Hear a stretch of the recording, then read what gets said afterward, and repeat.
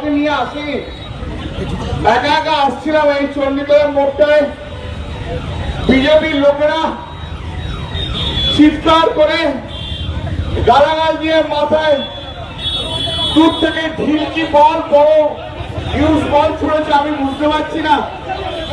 আমার মাথা দিয়ে রক্ত বেরোচ্ছে।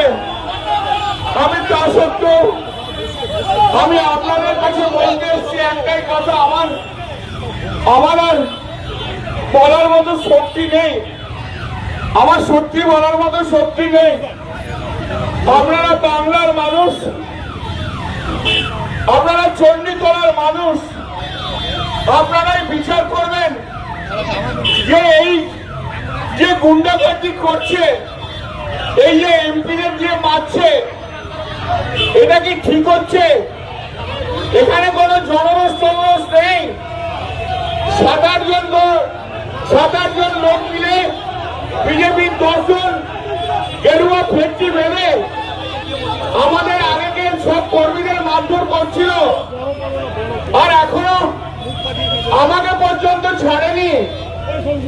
কৌশিকের মুখ ফাটিয়ে দিয়েছে। একটু আগে আমি যখন হেঁটে হেঁটে আসছিলাম তখন একজন ভদ্রমহিলা, তিনি মোটর সাইকেল করে যাচ্ছিলেন, তার পিছনে আমাদের স্বামী ছিল, রাস্তায় নেমে আমাকে বললো, দাদা আমাদের প্রচন্ড মেরেছে বিজেপির লোকজন।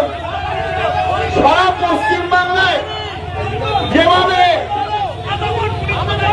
বিজেপি যেভাবে আমাদের উপরে অত্যাচার করছে, বিজেপি শূন্য করে দিতে চাইছে, ওরা সিপিএম কে এবং পশ্চিমবাংলায় কংগ্রেসকে অক্সিজেন দিতে চাইছে।